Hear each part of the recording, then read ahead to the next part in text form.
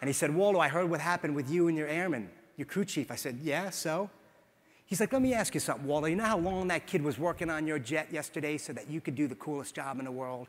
I said, of course I do, sir. Come on. He said, no, you don't. You don't know a darn thing. I want you to find your oldest flight suit, put it on tomorrow morning, and walk the flight line with these young kids to see what they go through so that you could do the coolest job in the world. I said, thank you, sir. I saluted and went about my business and got up that next morning at the crack of dawn on that hot, sticky, sweaty flight line out of Shaw Air Force Base in South Carolina, and I walked the flight line with these kids. And I did the inspections of the fuel tanks, went inside the intake in 105-degree weather, just like this young airman. I never worked so hard in my life. I didn't have a clue what these kids went through. They were enlisted.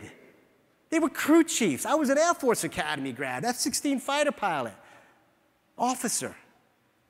They worked for me.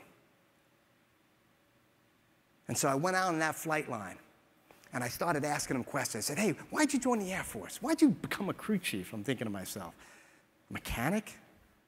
And they said, sir, we love the smell of jet fuel. We love working on these planes. There's nothing I could think that's cooler than fixing these jets than being a technology wingman for you.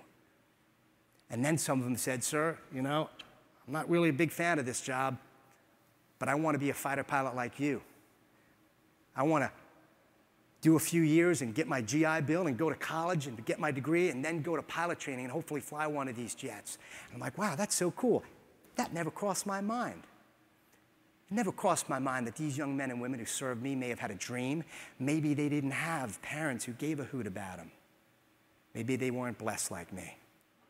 And maybe you've been in my shoes, slapping people around with your words, stressed out, maybe a little cocky. Maybe your ego gets in the way of being a wingman and being a real leader.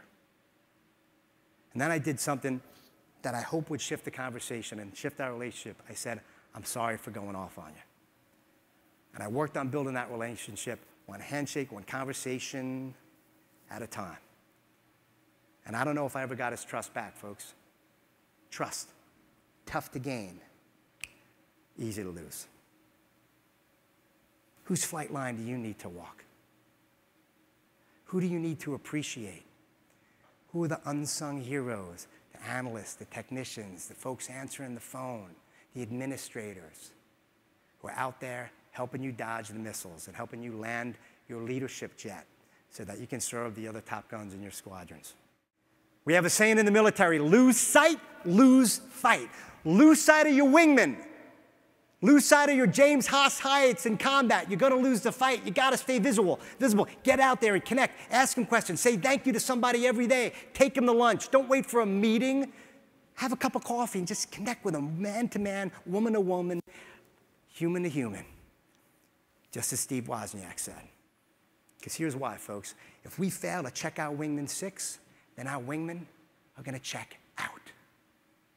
And in the world of flying fighters, where it's stressful and constantly changing, and in your world, where the stress and missiles are constantly coming, you need your wingman committed, pushing it up, and mission ready to fly with you to win.